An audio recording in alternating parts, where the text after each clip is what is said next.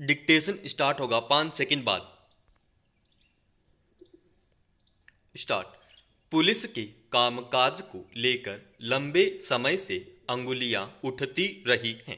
इसके बावजूद दूसरे प्रदेशों की अपेक्षा दिल्ली पुलिस का चेहरा काफी हद तक बेदाग माना जाता रहा है। उसके कामकाज की मिसाल दी जाती रही है, मगर पिछले कुछ सालों में उसने भी कई संवेदनशील मामलों में जिस तरह पक्षपातपूर्ण और पूर्वाग्रस्त होकर कार्रवाइयां की, उससे उसकी साख को गहरा धक्का लगा है।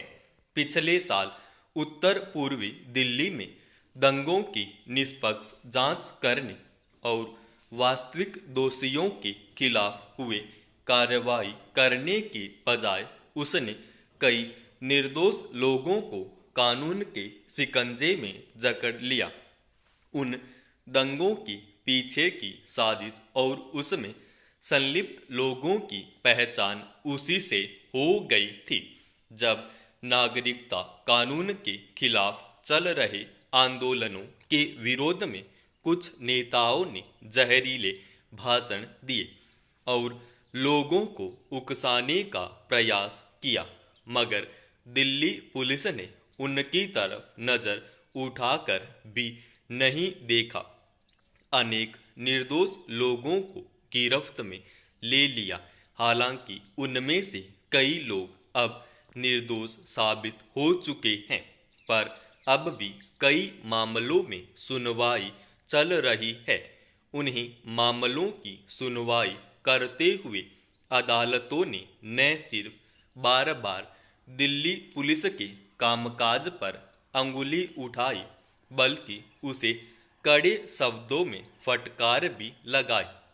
एक अदालत ने तो यहाँ तक कहा कि यह बंटवारे के बाद देश की राजधानी में हुए सबसे खराब सांप्रदायिक दंगे थे, मगर इसकी निष्पक्ष जांच के बजाय पुलिस ने अदालत की आंख पर पट्टी बांधने का प्रयास और सार्वजनिक धन का अपव्यय किया।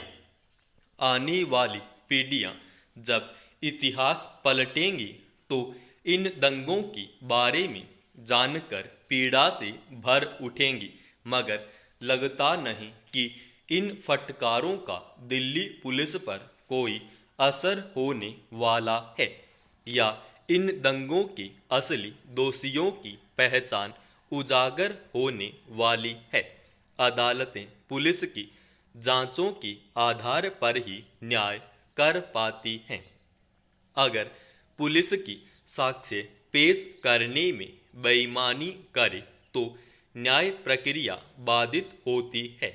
इसलिए अदालतों की पुलिस को फटकार का मतलब समझा जा सकता है, मगर पुलिस की व्यवस्था भी किसी से छिपी नहीं है।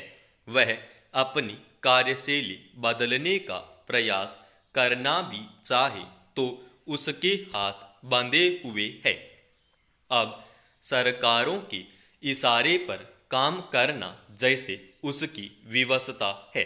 हालांकि पुलिस सुधार के लिए गठित तमाम समितियों ने बार बार सुझाया है कि पुलिस का चेहरा बदलने की जरूरत है। पुलिस को राजनीतिक प्रभाव से मुक्त रखा जाए।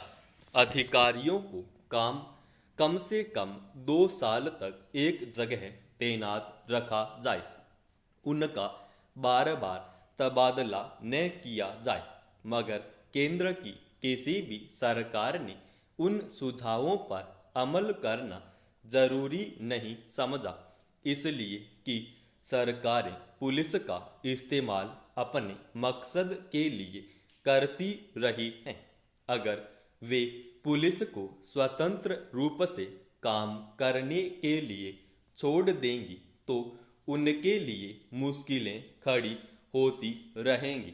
राजनीतिक दलों में आपराधिक पृष्ठभूमि के लोगों की पेट लगातार बढ़ती जा रही है, जिसे रोकने के लिए अभी सर्वोच्च न्यायालय ने कड़ी निर्देश भी दिए हैं। सत्ता पक्ष अपनी करीबी लोगों के अपराध और अपनी अनियमितताओं पर सदा पर्दा डालने में तभी कामयाब हो सकती है जब वह पुलिस को अपने चंगुल में रखे।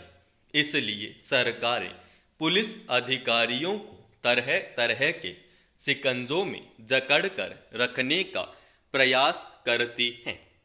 दिल्ली पुलिस पर वह शिकंजा अब शायद कुछ अधिक कसा गया है, इसीलिए वह वही करती देखी जाती है जो सरकार चाहती है। समाप्त।